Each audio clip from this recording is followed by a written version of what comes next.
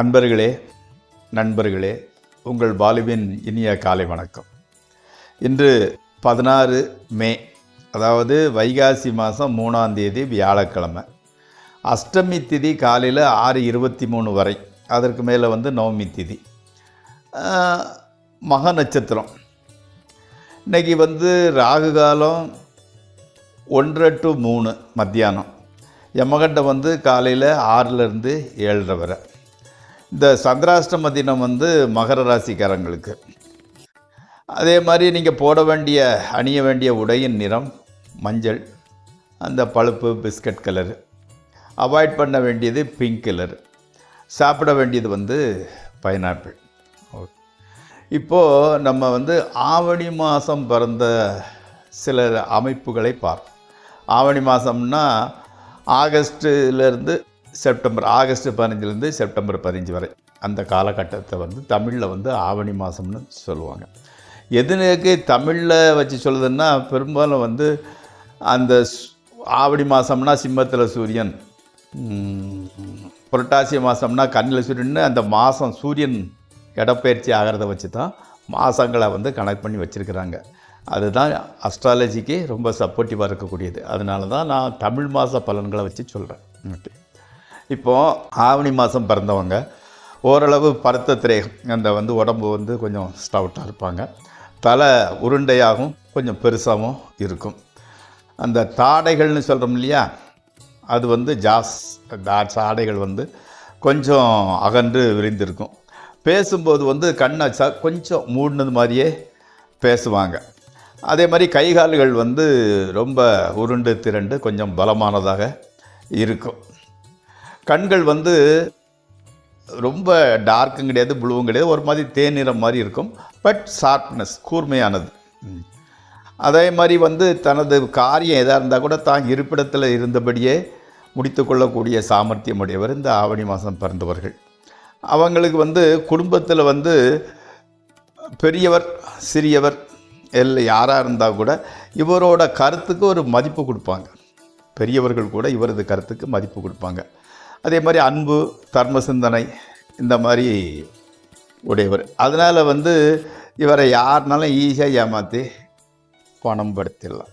அதாவது இறக்க குணம் ஜாஸ்தி இருக்கும்போது எப்படின்னா, யாராவது ஒரு ஃப்ரெண்ட்ஸ் என் ஒய்ஃபுக்கு சொம்மில்ல, பையனுக்கு சொம்மில்ல, காலேஜுக்கு கட்டணும், ஃபீஸை கட்டணும், அது இதுன்னு சொல்லி ஏதாவது பஞ்சப்பாட்டு பாடுனா மன இழகி கொடுத்துருவார். கொடுத்ததை வாங்கிக்கிட மாட்டார். இதுதான் அவரோட கேரக்டர்கள். அதே சமயத்தில் நண்பர்கள்ட்ட ரொம்ப அஃபினிட்டி, பற்று ஜாஸ்தி உடையவர். அடிக்கடி தலைவலி வரும், அந்த மாதிரி ஒரு அமைப்புடையது. இது ஆவணி மாதத்தில் பிறந்தவர்களோட சிறு பலன்கள். இப்பொழுது நாம் ஜோதிட ராசி பலன் நிகழ்ச்சிக்கு செல்வோம். இந்த நிகழ்ச்சி உங்களுக்கெல்லாம் பயன்படும்னு நினைக்கிறேன் பார்க்குறவங்க. அப்போ சப்ஸ்கிரைப் பண்ணுங்கள், மறக்காமல் நண்பர்களுடன் பகிர்ந்து கொள்ளுங்கள்.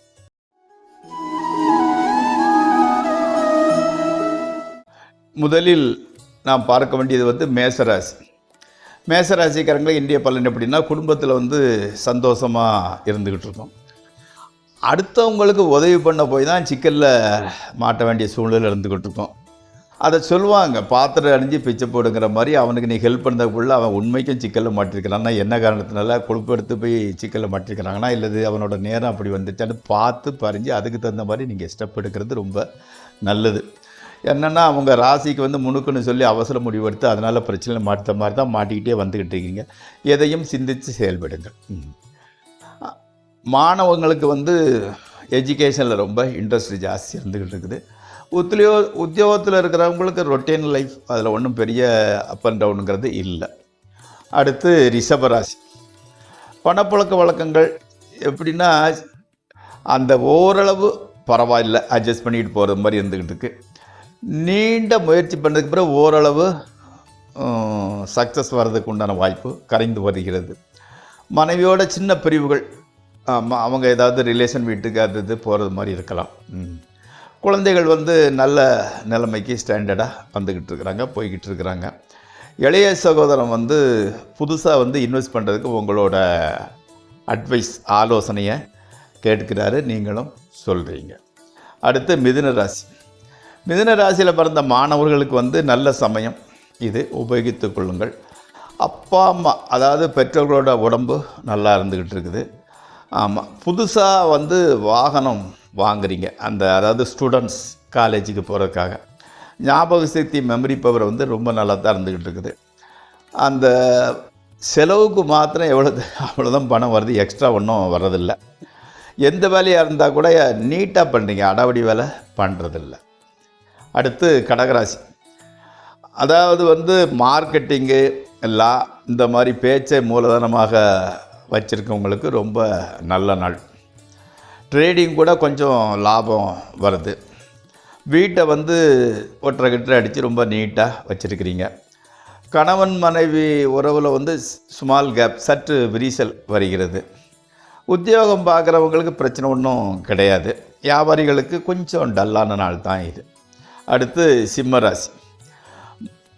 மனசில் வந்து கன்ஃபியூஷன், மனக்குழப்பம் வந்து ரொம்ப அதிகமாக இருந்துக்கிட்டு இருக்கு. வீடு அல்லது நிலம் ஏதோ சைட்டு கீட்டு வாங்கணுங்கக்கூடிய ஒரு எண்ணம் வந்து நிறைவேற கொஞ்சம் நாளாகும்னு நினைக்கிறோம். அந்த மாதிரி கிரக அமைப்புகள் வந்து கொஞ்சம் டல்லாக இருந்துக்கிட்டு கொஞ்சம் நாட்கள் போகும். அடுத்தால் வந்து அத்தியாவசியமான செலவுகளை தவிர்த்துட்டு அத்தியாவசியம் இல்லாத அனாவசியமான செலவை தான் பண்ணிக்கிட்டு இருக்கிறீங்க. அம்மா வழி சொந்தக்காரங்களுக்கு ஒருத்தர் வந்து பிரச்சனையில் சிக்கிக்கிட்டார். அவருக்கு நீங்கள் உதவி பண்ண போய் ரொம்ப அலைச்சல் ஆகிடுச்சு. இதுதான் தியரி, இன்றைய நாள் பல. அடுத்து கன்னியாராசி. நண்பர்களோட கனெக்ஷன் வந்து கொஞ்சம் கம்மியாக இருந்துக்கிட்டு இருக்குது. மூத்த சகோதரரை வந்து வேறு இடத்துக்கு மாற்றலாகி போகிறாரு. தொழிலில் வந்து பெரிய அளவு முன்னேற்றம் இல்லை. பெற்றோர்களோட மெடிக்கல் எக்ஸ்பெண்டிச்சர், மருத்துவ செலவினங்கள் வந்து கொஞ்சம் அதிகமாக இருந்துகிறது. எவ்வளோ தான் குடும்பத்துக்காக கஷ்டப்பட்டால் கூட குடும்பத்தில் நல்ல பேருங்கிறது எடுக்க முடியவில்லை. அடுத்து துளாராசி. வியாபாரத்தில் வந்து மிகவும் நுட்பம் தெரிந்த நீங்கள் எதையும் வெற்றிகரமாக செய்ய முடியும். ஆனால் வந்து ஒரு இன்வால்மெண்ட் இல்லாமலே பண்ணிவிட்டு பெரிய அளவு அச்சீவ் பண்ணலை. அது வருத்தப்பட வேண்டிய விஷயந்தான். கணவன் மனைவி உறவு நன்றாக இருக்கிறது. பணம் வந்து கொஞ்சம் ரொட்டேட் பண்ணுறதுக்கு டைட்டாக இருந்துக்கிட்டு இருக்குது. ஆமாம், சுற்றத்தாரோட வந்து கொஞ்சம் ரிலேஷன்கிட்ட வந்து கொஞ்சம் பகை தான். உங்கள் மேலே உங்களுக்கு கொஞ்சம் ஒரு அண்டர்ஸ்டாண்டிங் இல்லாமல் உங்களை வந்து தப்பாகவே புரிஞ்சுக்கிட்டு இருக்கிறாங்க. அடுத்து விருச்சிக ராசி. வெளிநாட்டு உத்தியோகத்திற்கு முயற்சி செய்கிறவங்களுக்கு நல்ல செய்தி கிடைக்கிறது. உத்தியோகத்தில் கூட நல்ல பேர். கடவுளின் நல்லா எல்லாமே நல்லபடி ஸ்மூத்தாக போய்கிட்டு இருக்குது. Husband and wife relations okay, ஒன்றும் சீரியஸான பிரச்சனை கிடையாது. மாணவர்களுக்கு வந்து சில சப்ஜெக்ட் வந்து புரிய மாட்டேங்குது. புதன்கிழமை தோறும் ஆஞ்சநேயர் கோயிலுக்கு போயிட்டு வழிபட்டு வாங்க. துளசி இலையை சாப்பிட்டு தண்ணியை குடிச்சிக்கிட்டு வாங்க, எல்லாம் சரியாகிடும். அடுத்து தனுசு ராசி. தகப்பனாருக்கு மன கஷ்டம் கொஞ்சம் ஜாஸ்தியாக இருந்துக்கிட்டு இருக்குது. உத்தியோகம் வந்து ரொட்டீனாக தான் போய்கிட்டு இருக்குது, அப் அண்ட் டவுனுங்கிறது இல்லை. கணவன் மனைவி உறவு மிகவும் நன்றாக இருக்கிறது.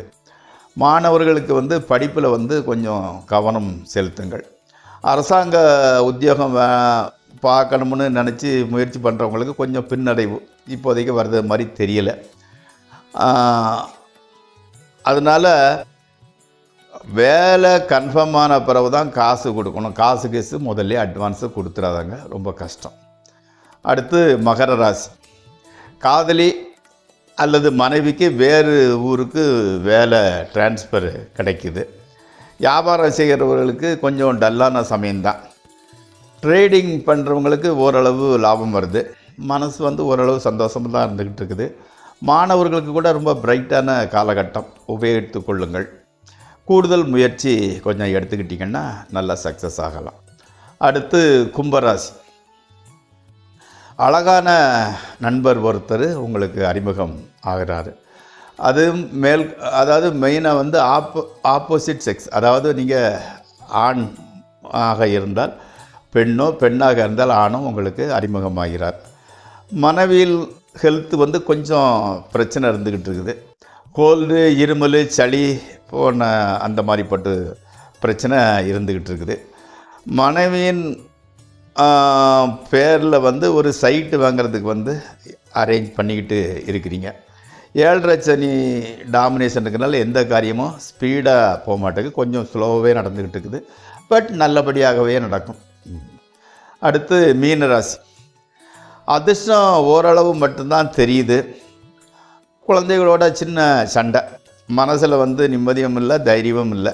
கவலைப்பட வேண்டாம். கடவுளின் துணை உங்களுக்கு மீனராசிக்காரங்களுக்கு கடவுளோட துணை ஹெல்ப்புங்கிறது உங்களுக்கு இருந்துக்கிட்டு இருக்கு. குடும்பத்தில் மற்றவங்களாம் நல்லா தான் இருந்துக்கிட்டு இருக்கிறாங்க. உங்களது தளராத முயற்சிக்கு பாராட்டுகள். உங்கள் முயற்சி நீங்கள் பண்ணிக்கிட்டே இருக்கிறீங்க. வெற்றியும் கண்டிப்பாக கிடைக்கும். இத்துடன் அந்த ராசி பலன் நிகழ்ச்சி நிறைவுறுகிறது. நாளை மீண்டும் சந்திப்போம். உங்கள் பாலு.